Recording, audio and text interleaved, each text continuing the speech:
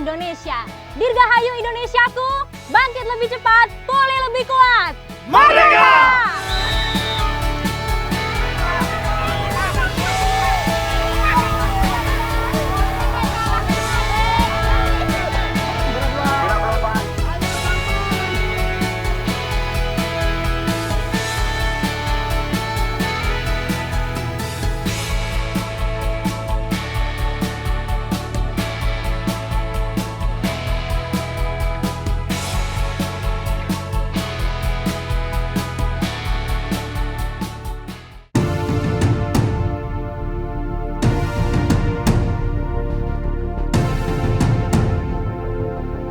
Bangka tak terlepas oleh jejak sejarah kemerdekaan Republik Indonesia.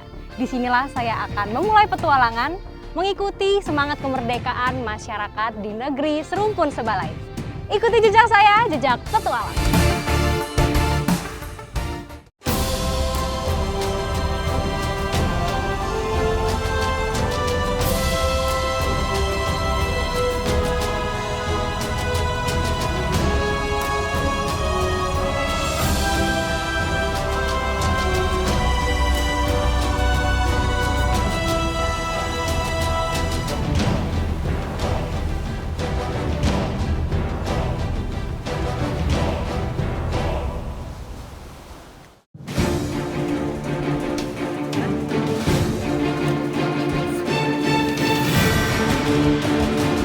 Jejak Petualang sudah bersama dengan Polairut Bangka Belitung akan memperingati Hari Kemerdekaan Indonesia yang ke-77. Tentunya dengan cara yang berbeda. Ikuti jejak saya, jejak Petualang.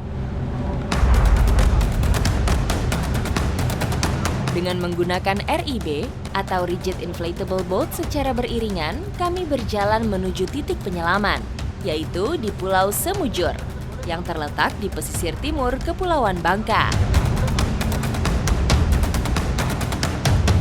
Nah, ini kita sudah sampai di lokasi penyelaman kita di antara Pulau Semujur dan Pulau Panjang. Nah, di sini kita udah juga ketemu sama tim penyelaman dari Polairut. Tapi sebelum penyelaman kita mau prepare dulu ya, Kak ya. Sebagian penyelam sudah duluan menyelam, menentukan posisi yang tepat untuk mengibarkan bendera merah putih di dalam laut. Saya beserta tim lainnya bersiap untuk menyusul pada kedalaman mencapai 5 meter.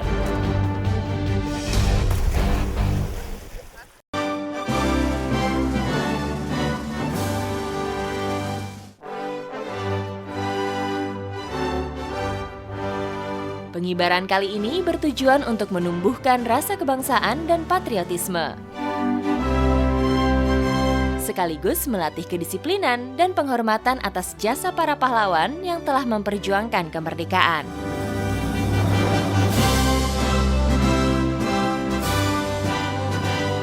Bendera merah putih berhasil kami kibarkan di Laut Bangka.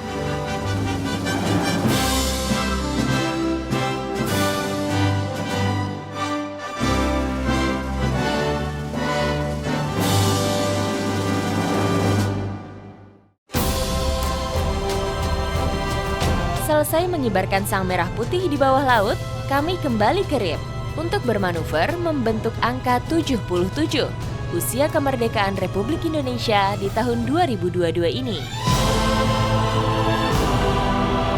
Rigid Inflatable Boat perlahan mulai membentuk angka. Perahu ini mampu menjaga kestabilan bermanuver saat memecah ombak pada kecepatan tinggi.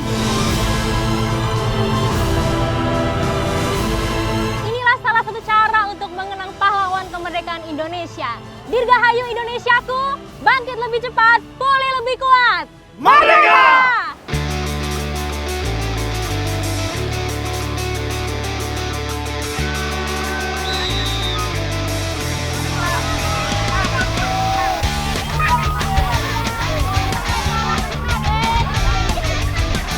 Peringatan Hari Kemerdekaan Negara Republik Indonesia selalu menjadi peristiwa yang dinanti-nanti seluruh rakyat Indonesia.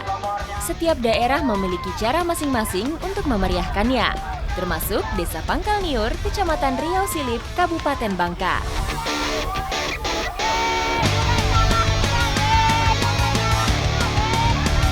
Ini tuh mirip kayak main ski ya. Cuman bedanya kita harus ngayun terus. Iya, harus seimbang.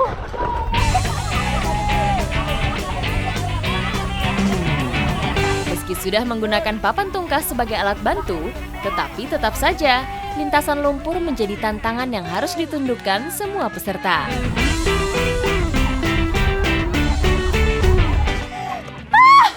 Capek banget. Ini lihat sampai ke mata-mata lumpur nih. Wah, luar biasa. Waduh, tim saya ada kakaknya yang udah gak kuat lagi, dia sampai tiduran di situ. Aduh, ini memang luar biasa capek banget. Maka tadi banyak juga yang sampai jatuh-jatuh. Bapak-bapak tadi aja pada berotot semua badannya. Gila. Balap tungkah di atas lumpur tidak serta-merta ada. Tradisi ini awalnya berasal dari kebiasaan warga yang mencari kerang di pesisir. Untuk mempermudah pergerakan di atas lumpur, warga menggunakan tungkah. Wah, saya masih penasaran nih, mau coba lagi. Kali ini saya bakalan lawan abang-abang. Wah.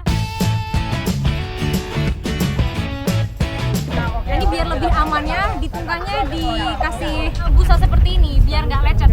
Dengkul kita. Oke. Wah, udah di posisi.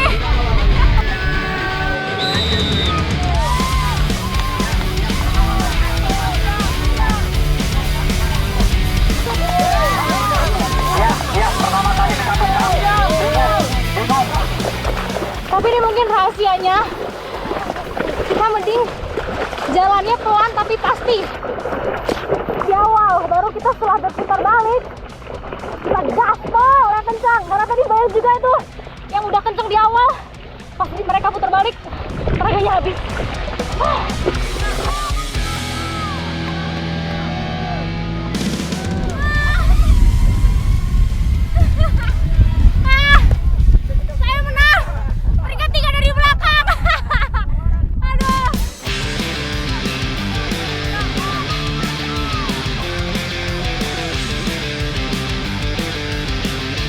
Coba nih balap tungkahnya, tapi saya belum coba fungsi aslinya tungkah ini untuk mencari kerang. Ikuti jejak saya, jejak petualang.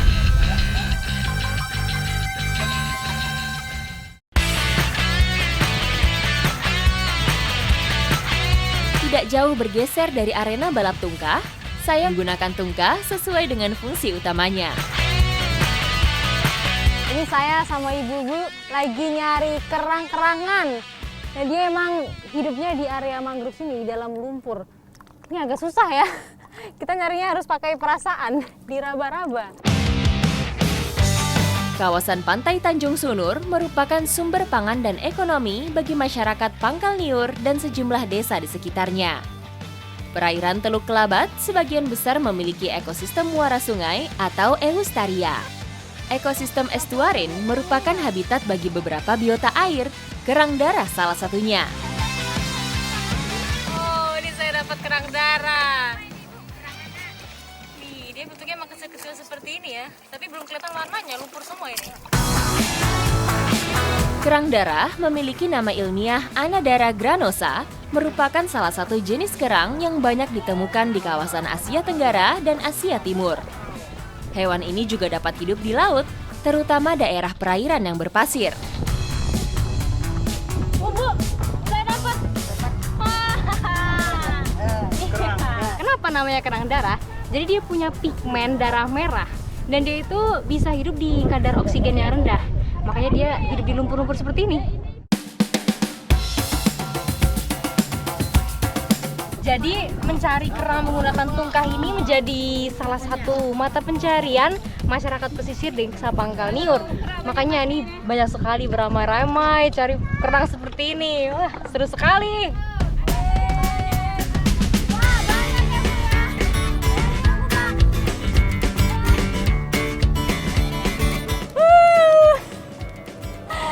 Tapi emang benar-benar mempermudah ya kalau pakai tungkah ini untuk mencari kerang.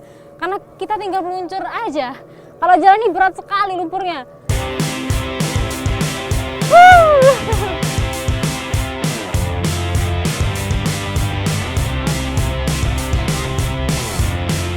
Wah, ini kerang-kerangnya sudah terkumpul banyak ya, Pak? Ya. Nggak lengkap kalau nggak kita olah. Langsung aja ya. Kita akan olah, ikuti jejak saya, jejak petualang.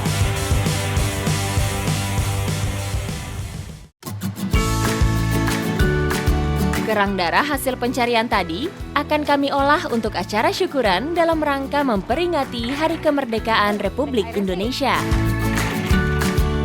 Nah, sebagian ibu-ibu harus mempersiapkan makanan untuk nanti dimakan bersama-sama. Nah, ini kerangnya sudah siap. Sudah dibersihkan, harus kita rebus dahulu sampai terbuka ya Ibu ya? Sampai matang. Proses perebusan kerang bertujuan untuk membersihkan kerang serta membuka cangkangnya. Oh, ini nih. Mulai matang-matang. Panas. Ini kerang darahnya yang sudah matang tandanya begini. Jadi kalau kerang darah ini dia tidak terbuka dengan sendirinya. Kita harus cek dibuka tandanya sudah matang seperti ini. Saya coba yang belum dibumbuin ya.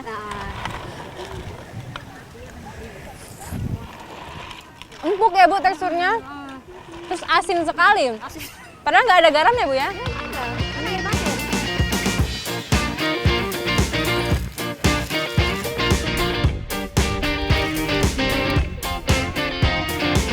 Oke, kerangnya sudah direbus, siap kita tumis. Tumis kerang menjadi olahan yang biasa disantap oleh masyarakat Pangkal Niur. Aroma bumbunya mulai keluar. Apalagi cabai-cabai utuhnya itu Bu. Wah, menyengat sekali pasti ini. Pedas, mantap. Oke, kerangnya sudah siap, kita tumis. Ayo Bu. Banyak sekali.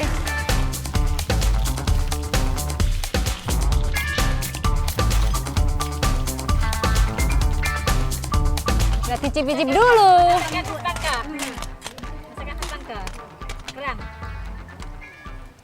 Oh, ini dia. Halus, pedes. Ya pedas. Iya tadi cabenya banyak sekali. Tapi enak bumbunya ini unik sekali karena pakai asam Jawa.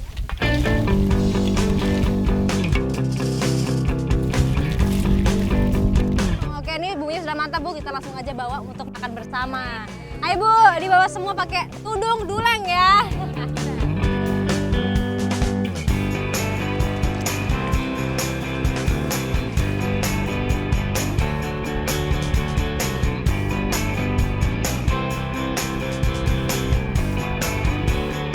Nah, ini dia salah satu kegiatan masyarakat Desa Pangkal Niur dalam memperingati kemerdekaan. Mereka kompak sekali ya, dari mulai perlombaan sampai makan bersama seperti ini. Wah, seru sekali. Tentunya ini menjadi kearifan lokal yang wajib kita jaga. Dirgahayu Indonesiaku, ikuti jejak saya, jejak petualang.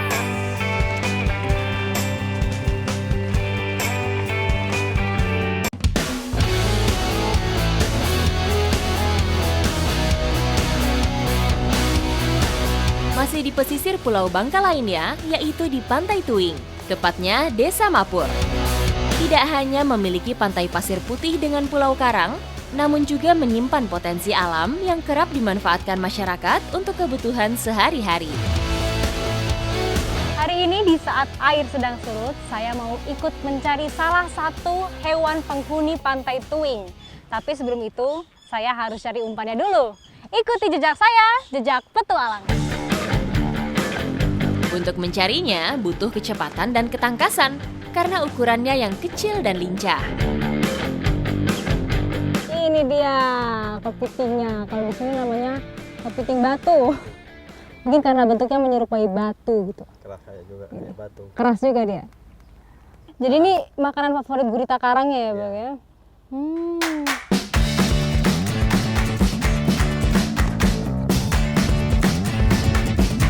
Nah, yang ini warnanya lebih cantik nih, warna merah.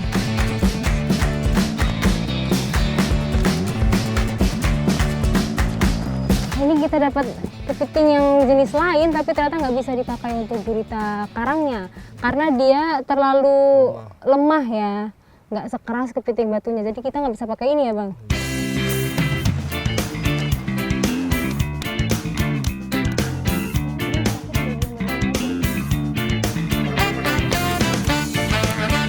Jadi kepiting ini harus kita hancurkan terlebih dahulu, dan yang dipakai hanya bagian daging badannya saja. Terus kita potong-potong kecil seperti ini. Ini dia. Baru bisa dimasukkan ke kawatnya ya Bang ya.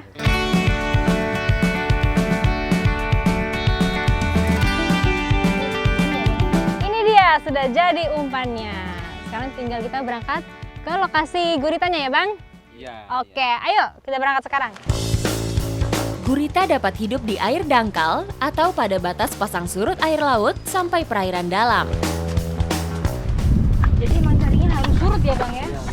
Karena emang gurita ini hidupnya di karang-karang. Jadi mungkin pas air pasang mereka datang ke sini untuk mencari makan, dan pas air surut dia bersembunyi di lubang karang-karang itu. Gurita bergerak dan berenang dengan cara merangkak pada dasar perairan yang berbatu atau berpasir dengan kedalapan lengannya. Memiliki kemampuan berkamuflase dan menyemburkan tinta saat merasa terancam bahaya. Ini besar atau kecil kayak Bang? Tapi dari tarikannya kayak kuat sekali, kayaknya lumayan besar. Aduh. Ya dia lepas. Kenapa tadi Bang bisa lepas? Ya takut dengan cahaya matahari itu dia. Oh, dia takut cahaya matahari. Jadi makanya timing itu harus tepat ya berarti Bang. Mana ya? Waktunya kapan kita tarik dan tombak.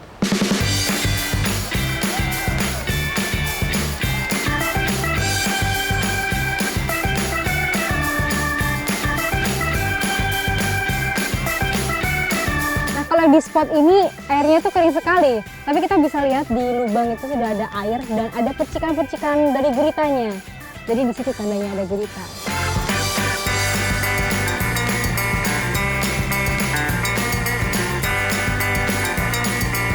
Ini dia, tadi kita sudah lihat ada pergerakan dari guritanya. Ada Bang? Bisa diangkat batunya? Oke, kita angkat ya. Ada Bang? Ini dia, Bang, ambil Bang. Kabur lagi. Oh, ini dia. Guritanya akhirnya dapat juga. Wah, dia warnanya coklat sekali ya kalau di air ya. Mungkin itu bentuk kamuflasenya dia ya saat bersembunyi di batu-batu. Tapi kalau sudah diangkat, dia mulai berwarna putih.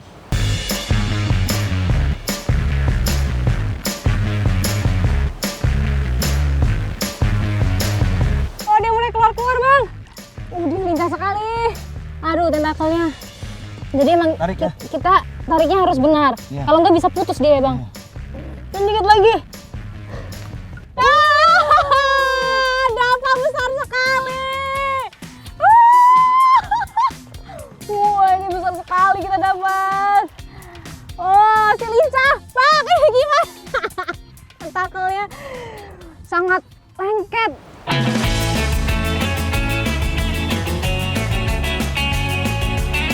Susah ya Bang ternyata. Bisa. Kita pancing aja dengan pakai gurita yang lain? Bisa? ya. Oke, ini karena lubangnya terlalu dalam, kita mau coba sabung sama gurita yang kita tangkap.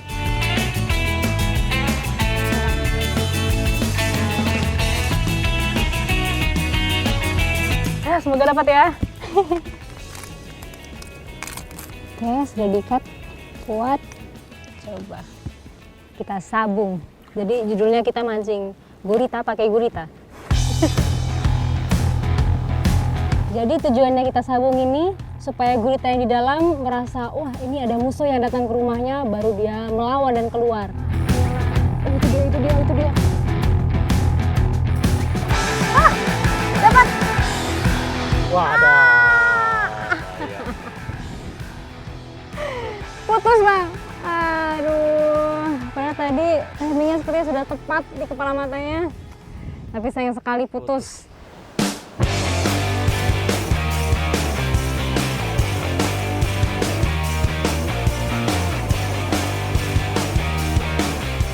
Ini karena sepertinya lubangnya terlalu dalam, kita mau coba bongkar batunya.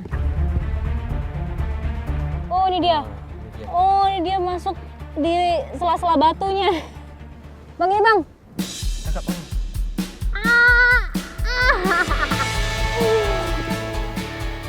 Wah, ini dia.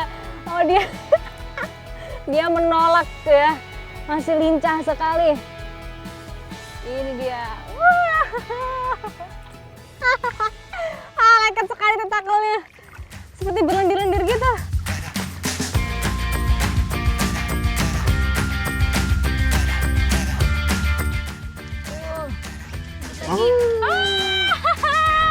Akhirnya.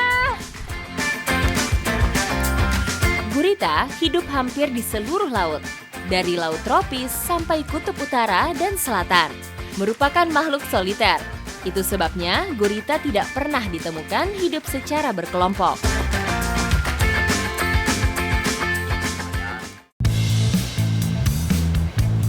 Gurita terkenal memiliki tekstur daging yang kenyal dan alot. Jadi harus direbus dulu untuk melunakannya. Nah, ini guritanya kita rebus sampai setengah matang karena selain menghilangkan bau amisnya, pas dimakan nanti biar nggak alot. Waktu perebusan tergantung besar kecilnya gurita. Untuk ukuran kali ini cukup direbus sekitar 10 menit. Ini segini matangnya sudah pas ya, Bang? Udah. Sudah, oke. Setelah ini kita campur bumbunya? Ya, kita buang air dulu. Oke.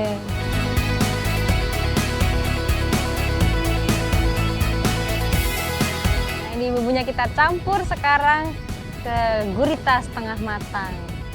Ini namanya bumbu apa? Bumbu bakar kunyit. Karena kuning dia. Bumbu harus dibalurkan secara merata. Setelah itu barulah bisa dibakar. Nah, ini harus dibolak-balik supaya matangnya lebih merata. Tapi sebenarnya tadi pas direbus dia sudah matang sih. Jadi fungsinya dibakar ini supaya bumbunya lebih meresap dan pas nanti sudah matang dengan sempurna, teksturnya dia lebih kering.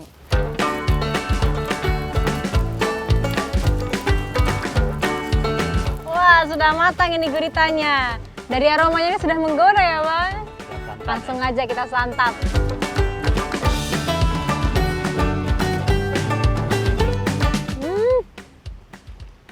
Mantep nih bumbunya.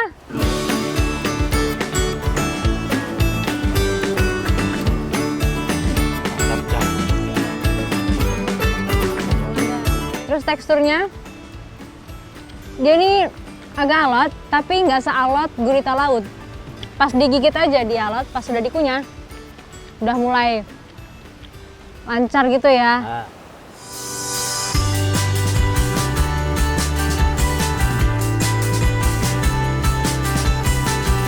Ini kali pertama saya makan gurita karang. Kalau dibandingkan dengan gurita laut, saya lebih suka yang ini sih, karena teksturnya nggak terlalu alot dan mudah juga untuk dikunyah. Dan di Pantai Tuing ini sih masih banyak banget ditemukan gurita karang. Bisa dilihat juga kan, di pesisir masih banyak sekali karang-karangnya. Ikuti jejak saya, jejak petualang.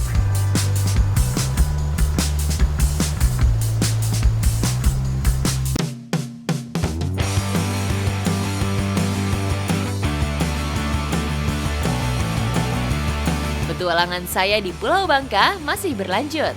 Tepatnya di Desa Penyak, Kecamatan Koba, Bangka Tengah.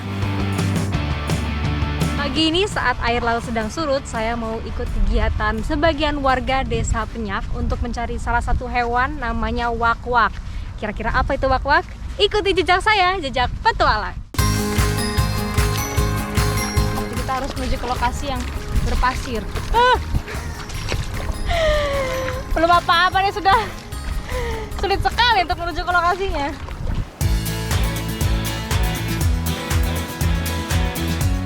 Nah, ini dia lokasi wak-waknya atau cacing laut. Jadi perbedaannya sama lubang-lubang kepiting itu dia lebih kecil ya Pak ya? Iya, kecil. Terus dia seperti ada cakar ayamnya gitu, itu yang membedakan. Terus cara ngambilnya kita pakai ini, alatnya namanya rotan. Jadi rotannya ini runcing, terus di sebelah sininya ada seperti cekungan itu. Fungsinya untuk kita cucuk ke dalam, ditahan wak-waknya, baru kita gali. Bisa kita mulai sekarang Pak? Oke. Oke. Masukin ya. Ya, yang ini ya.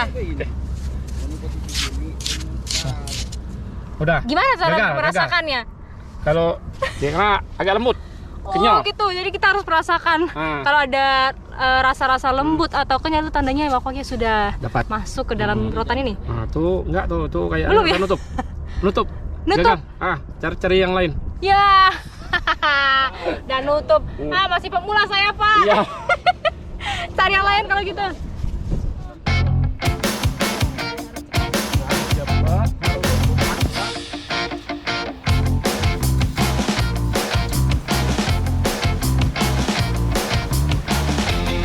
Wow, para penut banyak, Pak. Ya, sudah. Dapat sudah. Wah, ini yang paling besar ya tadi saya lihat. Dia semakin agak merah ya kalau besar ya, Pak. Jadi wak-wak ini adalah sejenis cacing laut. Dia hidupnya di dalam pasir pantai, jadi nggak terlalu di kedalaman. Wak-wak adalah biota laut dari kelompok filum Sipungkula atau cacing kacang. Dimanfaatkan secara tradisional sebagai bahan umpan memancing dan bahan pangan oleh nelayan dan masyarakat.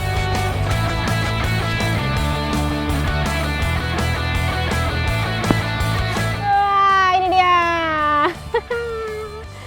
Wah, susah banget ternyata, dan saya tuh bingung gimana bisa tahu di situ benar-benar ada cacingnya. Terutama lubangnya kan kecil sekali, terus pas lagi digali langsung harus cepat dapat. Untuk merasakan teksturnya itu yang susah. Bagi saya memang terasa sulit. Butuh waktu dan kesabaran untuk mencari cacing ini. Tapi bagi warga setempat, kesulitan dapat teratasi dengan alat tangkap yang digunakan dan diwariskan para leluhur mereka sejak zaman dulu. Harus pelan-pelan, Nah, kalau nggak putus ya. Putus, Bang? putus. Tangkapannya. Akhirnya dia dalam sekali ya, Pak. Harus cepat galinya, tadi dibantu Pak Hamdan juga. Dapat akhirnya, Pak. Cacing wak-wak sangat peka terhadap gerakan. Jadi harus bisa menjaga langkah supaya bisa mendapatkannya. Oh, jadi cacing ini nggak boleh dipijak ya atasnya? Dapur. Oh, jadi harus carinya dari arah mana?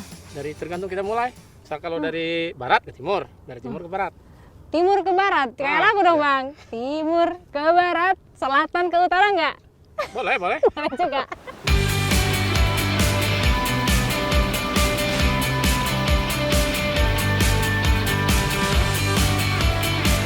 Tidak perlu bumbu yang rumit untuk membuat tumis wak-wak. Jadi wak-wak ini paling cocok kalau ditumis. Alasannya karena dia akan lebih crunchy dan garing gitu saat digoreng.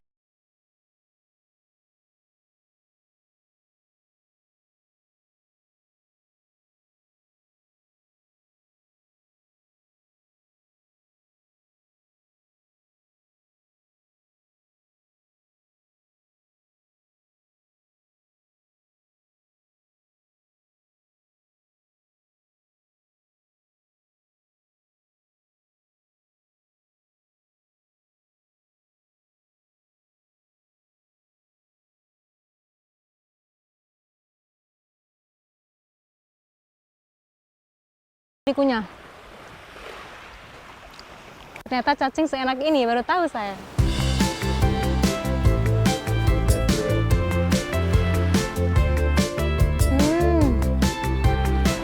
Wak-wak ini teksturnya itu dia tipis sekali, jadi makanya bumbunya cepat banget meresap ke kulit-kulitnya.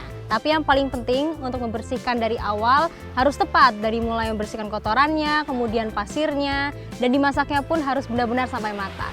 Jadi bisa lebih mantap kayak gini. Ikuti jejak saya, jejak petualang.